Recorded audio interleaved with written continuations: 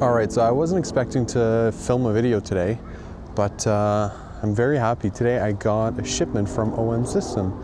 They sent me the OM1 Mark II with the 300mm f4 to test out. So, I mean, I'm in the middle of editing a video, but I just had to come out and test it out. Editing Louis here. I just want to let you know that although OM System did send me the equipment, I'm going to be true with you. If the camera is no good, I'm going to tell you exactly that. So do stick around. At the end of the video, I'm going to be sharing with you my opinions of the camera and the lens after this first look. Now, a little disclaimer, I think I was a bit too excited in testing out the camera and lens. I didn't really configure the camera to my usual settings before heading out to do photos. So all photos I took for this video were taken in JPEG. That said, I didn't have any issues with the editing. I really wanted to do very light editing for this video to give you actual impressions of what this lens can do and what the camera can do. So it wasn't too much of an issue, but I usually would shoot raw, just know that. So I'm in a local park today. Now there's not much wildlife here.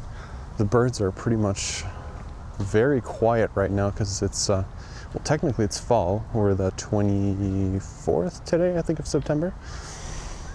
But there's a lot of squirrels here. So we're gonna see what we can do with this new lens that I got. There's one right in front of me here.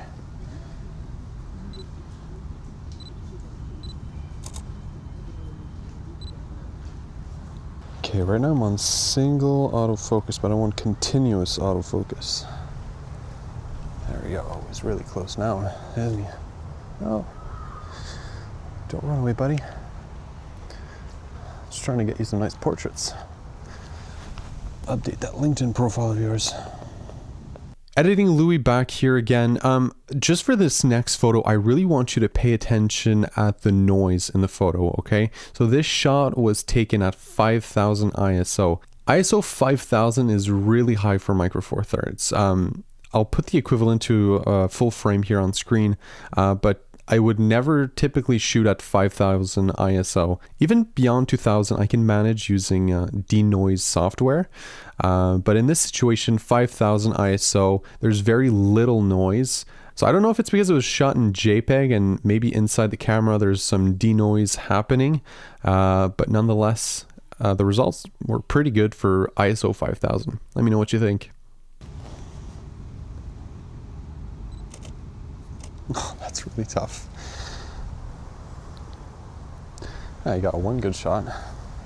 All right, so for sure, using a prime lens with a very long focal length is definitely harder. So I typically use the 100-400mm by Olympus, and with that one, when I find a subject, I zoom out at 100, and then I'll zoom into the appropriate distance. With this, you've got 300mm. That's what you get. So it's harder to find your subject and to frame it right.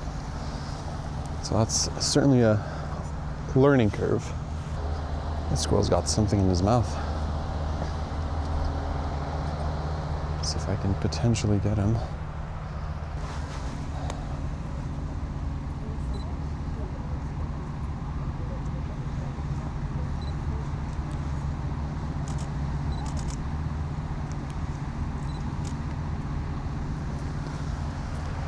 That looks like a cute squirrel. All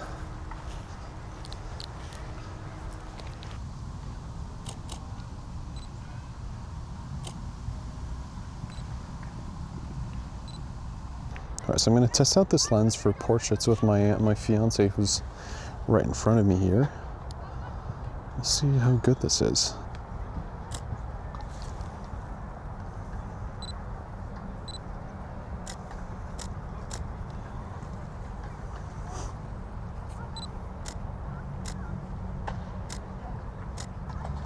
Okay, so that's at f4. Let's try f6.3 just to compare.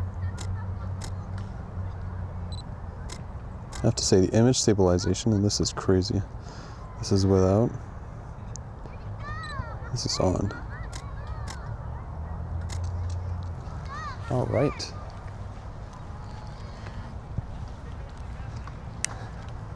Okay, so after this first look, I want to let you know my thoughts on the camera and the lens. So let's start with the camera first. Okay, so I can definitely tell that there's a faster drive mode, or whatever you want to call it, the speed that it takes the photos. I'm sure you can change it in the settings, but to me it was a bit too fast. Like, I don't need that many pictures taking photos of birds, but it's useful to have because maybe in certain situations, like, you want to make sure that you're getting the shot. So it's nice to have, but I wouldn't use it at that speed personally. I also noticed that the autofocus is a bit more sticky than my OM1 Mark I, so that was very nice, especially when you've got subjects that are moving so fast, like squirrels or birds. It's very useful to have that. That said, I currently have the OM1 Mark I. I won't be upgrading to the Mark II. It's not that big of a difference to me, and I don't want to be spending that much money on a new camera body, just for those small upgrades. Now, for the lens I am truly in love with. It's absolutely amazing. The sharpness is just ridiculous. I truly can't believe how sharp this camera is. And the f4, I mean, it's just wonderful to have such a wide aperture at full frame equivalent to 600mm. It comes to at such a compact size and lower price range too than full frame cameras. So very beautiful equipment. Now, usually with lenses, when you're wide open like f4 in this situation, you're going to see a bit of softness, especially around the edges. But with this camera, I found that it was just sharp all over at any aperture that was set. So that's really nice. So that means that we were going to be able to use that f4 in very low light situations, or even to just create more of a pronounced bokeh effect. Now, the sad news is I'm going to have to send this back to OM System in just a few weeks. Now, like I said, I'm not going to be getting the camera, but the lens, I think I'm going to have to buy the lens. The lens is just so good. I really am in love with it.